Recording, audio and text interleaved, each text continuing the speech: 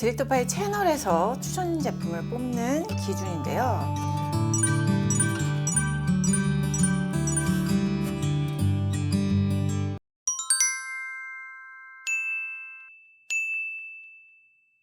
안녕하세요, 디렉터파입니다. 어떤 트렌드가 요 1, 2년 사이에 많이 바뀌었을지 여러분들 같이 되짚어 보면서 또 거기에 맞는 최신 신상들을 가지고 제가 예를 들어서 설명을 드려보도록 하겠습니다. 트렌드 알아보러 갈까요?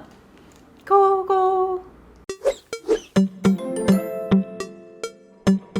팬데믹 이후에 화장품 업계에서 가장 큰 변화가 있다면 뭘까요? 화장품 용기입니다. 친환경 전 세계적인 이슈가 되다 보니까 성분뿐 아니라 화장품 용기를 다시 재활용할 수 있는 많이 연구되어 왔어요. 환경인증공단에서 화장품 출시 전에 용기 재활용 평가 등급을 한다는 것입니다. 바디 또 부자재 이런 걸 다 부자재라고 하는데 여기 실링지 이런 거 다 이걸 제출하면 재활용 보통 가능 불가 통보를 주거든요. 근데 문제는 뭐냐면 30여 개 브랜드 대상으로 용기 평가가 어떻게 나왔는지 조사를 해봤을 때 똑같은 용기 소재를 가지고도 브랜드사에 따라서 결과가 불가, 보통, 가능이 다 다르게 나오는 것을 확인할 수가 있었습니다. 하지만 이런 시행착오를 통해서 가장 효과적인 방법을 찾을 수 있지 않을까 기대를 해보고 있습니다. 소비자가 분리배출을 잘 해야 효과적인 쓰레기 줄이는 결과를 낼 수 있지 않겠습니까? 그래서 제가 분리배출 잘하는 법 말씀드려보도록 할게요. 색조 제품 사이즈가 작으면 2차 선별장에서 탈락, 그 다음에 잡자재가 많이 붙어있고 인쇄된 디자인이라 모두 일반 쓰레기로 갈 수밖에 없습니다. 그리고 이때 내용물이 남아있을 경우에는 주의해야 되는데요. 파우더류 있죠. 미세 플라스틱이 포함되어 있어서 물에 씻어서 버리지 마시고 폐지에 싸서 일반 쓰레기로 버리시면 됩니다. 그 다음에 분리배출이 용이한 친환경 용기의 조건 말씀드릴게요. 18cm 이상의 크기여야 된다. PPP 소재의 투명 플라스틱이나 투명 유리 용기여야 된다. 단일 인쇄죠. 1도 인쇄에 필름지 제거가 용이해야 된다. 접착제가 남아있으면 안 됩니다. 가공 및 잡자재가 최소화돼야 된다. 작은 크기의 뚜껑 또는 입구를 막고 있는 은색의 작은 실링지 같은 거는 일반 쓰레기로 버리시면 됩니다. 재활용된 용기를 PCR이라고 하는데요. 이걸 다시 재사용할 수 있기 때문에 이상적인 방법이 PCR 소재라고 생각합니다. 이 제품들은 예전부터 분리배출을 용이하게 용기를 잘 만든 브랜드들입니다. 이 제품들은 재활용 용기인 PCR 소재를 사용했고 필름지만 떼어내고 버리면 다시 재사용해서 사용할 수 있어요. 현재로서는 베스트 오브 베스트라고 생각을 합니다. 이게 제가 만든 더파이 에센셜 브랜드잖아요. 제가 생수병에서 아이디어를 얻어가지고 만들었는데 재활용 PCR 소재의 플라스틱에다가 필름지가 있잖아요. 뜯으면 돼.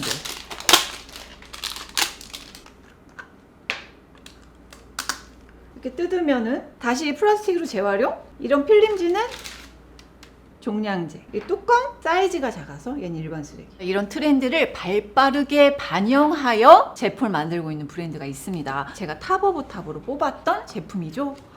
짠! 닥터올가 호호바 티트리 샴푸. 요것도 2년 연속 탑 오브 탑 뽑았을 때로부터 다시 리뉴얼된 용기예요. 얘가 바로 지금 따끈따끈하게 다시 재리뉴얼된 용기입니다. 제가 탑 오브 탑으로 뽑았을 때랑 같아 보이지만 뭐가 다르냐면 보면 절취선이라고 되어 있잖아요. 뜯어서 이렇게 생수병처럼 이렇게 뜯어내는 방식으로 이렇게 만들었어요. 이번에 새로 나오네. 역시 똑같이 이 용기 자체가 이제 PCR 용기거든요. 이걸 이렇게 띄는.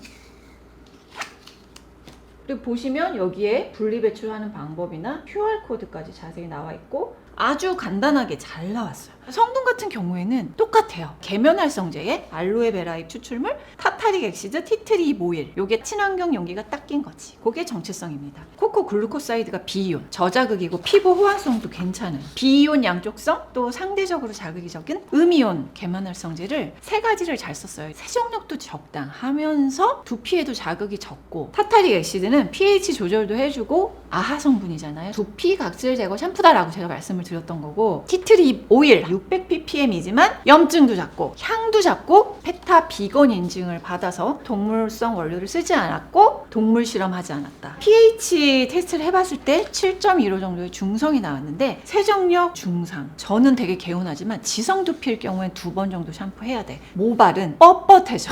우리 테스터님이 빗자루 느낌스. 저는 헤어 에센스를 탑 오브 탑이었던 아베다 로션 타입이랑 라보에이치 스칼프 앤 헤어 에센스 미스트팩 사용하고 있습니다. 티트리 오일만 소량 썼기 때문에 티트리 향이 은은하게 나와. 은은하기 때문에 냄새가 확 안 잡혀. 가려움증 개선은 좋았습니다. 두피가 좀 건조한 염증성 두피가 계면활성제 센 거 쓰고 계셨는데 이걸로 바꿨더니 염증이 줄었다라고 하셨어요. 너무 민감한 두피는 세정력이 너무 강해도 간지러워요. 왜냐면 건조해져서. 두피가 개운한 두피 스케일링 샴푸입니다. 단 모발이 뻣뻣스 건조한 염증성 두피한테 추천을 드리고, 유분이 많은 지성, 악지성 두피는 2회 샴푸 추천드릴게요.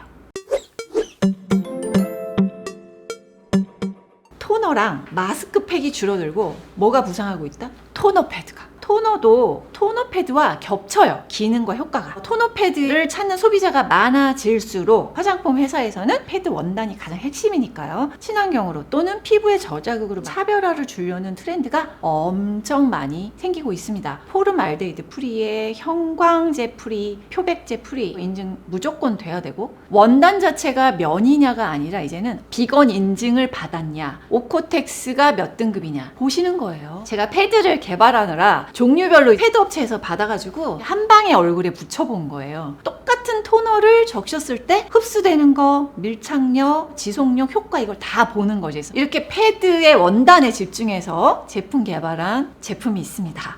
짠! 이지앤트리의 어니언 유페어 클리어 패드. 패드가 에센스를 완전히 흡수하고 있는 타입이에요. 저도 이런 건 처음 봤어요. 패드 자체가 엄청 도톰. 이 두툼한 게 이렇게 늘어나요. 얘 자체로도. 그래서 얼굴 모양에 맞춰서 턱이 닿으면 이렇게. 코, 이마, 양파 추출물에 비타민C 유도체, 미백주름 기능성 트란엑사믹 엑시드, 여기에다가 7겹 순면 패드. 이젠트리가 요 라인이 있거든요. 양파 추출물 라인이 있는데 그냥 양파가 아니라 적양파 성분인데 무안에서 재배된 적양파의 안토시아닌, 퀘르세틴, 비타민을 함유하는 양파 추출물이 82만 ppm 함유했다는 게 포커스예요. 일반 양파에 비해서 한 30배에서 40배 정도 항산화 효과가 높아진다라는 논문이 있어요. 소듐 아스코빌 포스페이트는 비타민C 유도체, 트란엑사믹 엑시드, 멜라닌 색소가 피부 표면으로 이동을 하려고 할 때 억제시켜요. 장벽 성분은 히아루론산 성분을 사용했습니다. 5.38의 미산성을 가지고 있어서 민감 피부가 사용하기에 괜찮은 산도.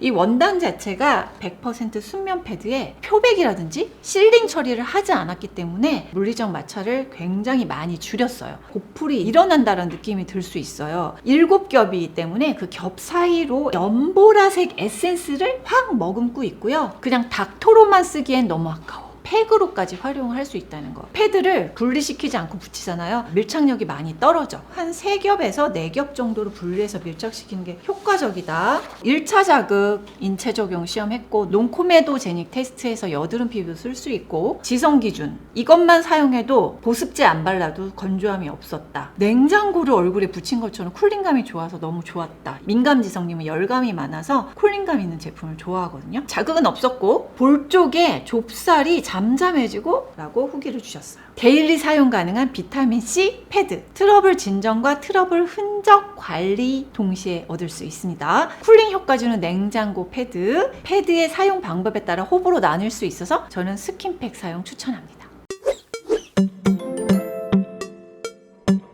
기능성 성분 역시 고함량 사용해서 효과 볼 거면 세게 보자. 이게 트렌드예요. 순수 비타민C, 또 레티놀, 레티날, 바쿠치올, 나이아신 아마이드 고함량 사용하는 게 요즘의 트렌드인데요. 효과는 높일 수 있는 함량을 딱 맞추는 거 제조사의 능력이라고 볼 수 있어요. 코스RX의 더 나이아신 아마이드 15. 내가 만들려고 했던 제품이잖아. 한마디로 그거였어요. 용기 자체도 내용물을 보호하기 위한 그런 용기를 사용했고요. 이렇게 돌리면 스포이드가 좀 짧아서 불편하다는 분들도 있는데 사실 저는 불편함이 없었습니다.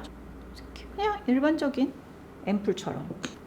더 나이아신 아마이드 15 요 세럼은 짚고 넘어갈 부분이 있어요. 고함량 제품은 효과는 높지만 자극도도 반면에 가지고 있다라고 생각을 하시면 돼요. 그래서 이번 추천 제품도 잘 맞는 제품이지만 민감 피부는 주의하셔야 돼요. 나이아신아마이드 15%. 나이아신아마이드는 미백 기능성 성분이기도 하지만 피지 조절과 모공 케어 같이 해줍니다. N-아세틸글루코삼이 히알루론산의 생합성을 촉진시켜주는 보습 원료고요. 탄력도 다 강화해줄 수 있어요. 트러블을 전반적으로 관리해주는 제품이다. 피부 타입이 복합성으로 바뀌고 나서 이마랑 코 부분이 모공이 빨리 커지더라고요. 이게 제일 짜증나요. 그 부위에 주로 발랐어요. 모공이 덜 커지고 블랙헤드가 덜 생기는 효과는 확실히 있었다. 처음 바를 땐 오일을 바른 느낌이 있지만 흡수도 잘 되는 편에 끈적거림은 없어진다. 수분 증발 차단제가 들어있진 않거든요. 그래서 수분크림을 발라야 되는데 묽은 젤 제형의 수분크림과 궁합이 아주 좋았어요. 그래서 저는 아이소이 장수진 크림 발라주고 있습니다.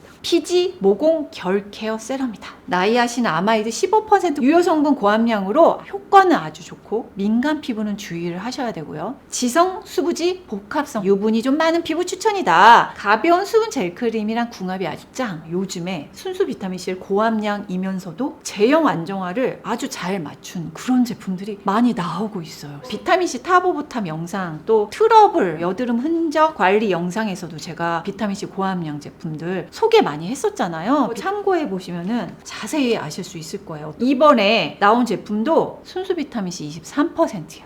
얘입니다. 코스알엑스의 더 비타민C 23 제형 안정성을 보호할 수 있는 이 용기를 좀 탄탄하게 만들었어요. 스포이드 이런 거는 일반적인 모양.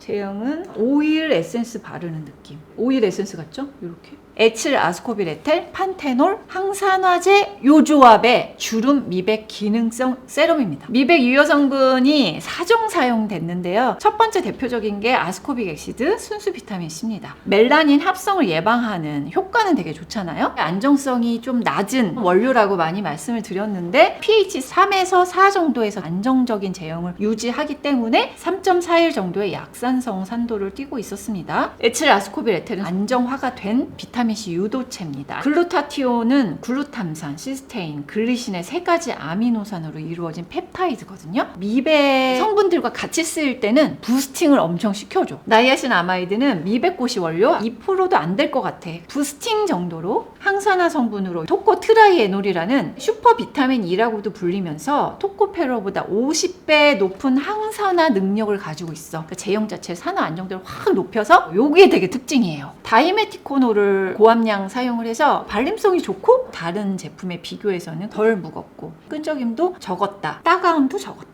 근데 민감 피부 테스터분은 따가움이 살짝 느껴졌다고 했으니까 주의하셔야 되고요. 잡티 기미가 몇 번 바른다고 사라지진 않아요. 장기적으로 바르면 기미 잡티는 옅어지고 특히 모공이나 피부결, 피부톤을 고르게 정돈해준다는 개념으로 생각하세요. 잘 만든 순수 비타민C 고함량 에센스. 잡티, 피부결, 피부톤 효과 아주 좋고요. 밤에 바르세요. 자극은 줄였지만 민감 피부는 어쨌든 간 주의하셔야 되고 트러블, 민감도 이런 게 완화된 후에 가끔 쓸템으로 추천드릴게요. 요즘에 이제 고함량 제품들이 아이크림 제품 이런 데 많이 쓰이거든요. 아이크림에 대해서는 제가 예전부터 굳이 바를 필요는 없다. 눈가 부분은 유분감이 적고 되게 얇아서 다른 피부와 차이가 있다는 건 맞기는 해요. 그런데 왜 바르지 말라고 하냐면 일반적인 수분크림이나 탄력크림이나 영양크림에도 오일이 많은 제형, 유효 성분이 있는 제형이면 얼굴에도 바르고 눈가에도 바르고 다만 눈가에는 좀 두툼하게 바르면 되는 거지. 눈가주름 관리법, 또 아이크림 영상, 또 목주름 영상에서도 같은 의미로 설명을 자세하게 드렸어요. 근데 성분 구별이 어려우신 분들은 아이크림이라고 되어 있는 거를 바르셔야죠. 유효 성분과 오일막은 주셔야 돼요. 그래서 제가 오늘은 짠! 리즈케이의 아이 펩톡스 크림! 핑크색을 띠고 있어요. 제형이 되게 가벼워요. 로션 에센스? 이런 느낌이에요. 콜라겐 추출물이라는 특허 성분 10만 ppm, 아세틸 헥사펩타이드에인 저분자 펩타이드잖아요. 사이아노코발 아민, 핑크 비타닌이라는 성분이 제대로 들어가 있고 오일도 사용이 되어 있습니다. 아텔로 콜라겐이라고 해서 특허 성분입니다. 아세틸 헥사펩타이드, 사이아노코발 아민, 요거는 비타민 B10이에요. 주름 기능성인 아데노신, 투루세루틴은 항염, 불포화 지방의 산화를 억제하고 아스타잔틴은 항산화 효과, 보습 효과를 같이 주고 있습니다. 아이 크림에는 오일이 들어가야 됩니다. 카프릴리, 카프리트리, 글리세라 가벼운 오일을 사용할 수 있다고 한 게 바로 이것 때문이에요. 되게 시원해요. 눈가 피로가 풀어지는 느낌. 아이 크림 눈가 바르는 법. 한 10년 동안 제가 아이 마사지 하는 방법이라 변함은 없거든요. 초간단 마사지 눈가 관리법. 거울을 보세요. 그리고 눈을 부릅뜨는 건데요. 눈썹을 절대 움직이지 않고 눈꺼풀만 들어 올렸다 내리는 동작을 15회 반복하시고 3번 더 하시면 됩니다. 눈두덩이는 얼굴 부위에서 가장 움직이지 않는 부위예요. 그래서 일부러 운동을 시켜주는 거죠. 십자가 지압법. 자, 이렇게요. 십자가 모양으로 지압을 해주시면 돼요. 아주 쉽죠? 십자가 첫 번째, 눈썹 위, 그리고 눈 앞머리, 눈꼬리, 눈 아래를 약지 손가락으로 지그시 눌러주세요. 1, 2, 3, 4, 15 될 때까지 후 하면서 손가락을 떼시면 돼요. 3회 정도 하시면 됩니다. 그리고 마지막엔 광대에 탄력이 생기도록 도와주는 눈 마사지가 됩니다. 콜라겐 펩타이드 유효 성분의 아이크림, 눈가 마사지하기에 딱 좋은 묽은 로션 제형으로 촉촉한 쿨링감, 지성, 건성, 피부 타입 상관없이 사용하기에 괜찮은 추천템입니다. 자, 이렇게 고함량의 성분들을 사용할 때에는 제가 일반 피부에 효과를 높게 볼 기능성 제품들이기 때문에 건강한 일반 피부 대상으로 우선 추천한다는 거 말씀드릴게요. 자, 멀티밤들이 많은 브랜드에서 대거 출시되고 있는 상황입니다. 이 트렌드가 잠깐의 붐으로 끝날 것인지 아니면 진짜 장기적으로 갈 것인지 지켜봐야 될 것 같긴 합니다. 멀티밤은 정체성이 오일 왁스의 주름 미백 기능성, 항산화 성분 이 3가지가 중요해요. 밤 제형이 오일막을 만들어준다는 특성이 있습니다. 보습력이 높겠죠? 건성이 더 좋아라 할 것이고, 지성 피부인 경우에는 모공이 잘 막히거나 주위에서 사용하셔야 될 제품은 맞습니다. 달바 더블 세럼 올인원 멀티밤. 이렇게 돌려서 밤 타입으로 나오는 거고, 연한 미색, 코 부분은 계란처럼 생겼죠? 이렇게 바르면 오일 성분이 고함량임에도 불구하고 엄청 번들거리는 타입은 아니에요. 다른 멀티밤에 비해서 정체성이 오일과 왁스, 알파 비사보롤, 비타민C, 글루타티온, 미백 관여 성분들을 잘 넣고 오일로 싹 감쌌죠. 알파 비사보롤로 피부를 진정시켜주기도 하고, 미백 기능성 고시 성분이기도 하고, 글루타티온은 미백 효과를 부스팅 시켜주는 그런 성분이라는 거. 해바라기 씨 오일, 시어버터, 호호바 씨 오일, 스위트 아몬드 오일이 1% 이상 고함량 사용이 되어 있어서 고형을 만들어 주기도 하지만 항산화 효과가 굉장히 좋은 오일들이에요. 진정은 병풀 추출물, 캐모마일 꽃 추출물, 포트마리 골드 꽃 추출물, 이탈리아의 V라벨 비건 인증을 받았고, 색소 침착 임상을 확인을 했는데 인체 시험을 했을 때 사람마다 차이가 있어요. 그런데 전체적으로 봤을 때 평균 이상으로 멜라닌 색소의 농도, 면적 이런 게 많이 줄었더라고요. 항산화 임상을 봤는데 프리 레디컬 소거 능력이 뛰어나다라는 것도 확인할 수 있었습니다. 여름에 제가 테스트를 했잖아요. 근데 여름에도 끈적임 적었고, 유분 없는 부위에 바르기가 좋아서 목에 열심히 발랐고, 기미 잡티 있는 부위 주로 발랐어요. 촉촉했고 발립성도 나쁘지 않았다. 데일리 사용 가능한 비타민C 멀티밤이고요. 항산화와 잡티 관리에 효과적인 그런 스파 케어템입니다. 기미 잡티 부위와 목주름 관리에 추천하고요. 여드름 피부, 또 민가 피부는 주의하셔야 됩니다. 오늘 영상에서는 성분의 트렌드와 용기의 트렌드 같이 말씀드렸어요. 트렌드를 안다는 건 선택을 할 때 어떻게 하면 잘할 수 있는지 기준이 되는 것 같아요. 그래서 여러분에게 오늘 4가지 트렌드를 하나하나 설명을 드렸고, 그 트렌드에 딱 맞는 제품들로 제가 가지고 와서 소개도 드렸습니다. 여러분에게 딱 맞는 현명한 소비하시길 바랄게요. 그럼 저는 다음 영상에서 만날게요. 안녕. 빠밤.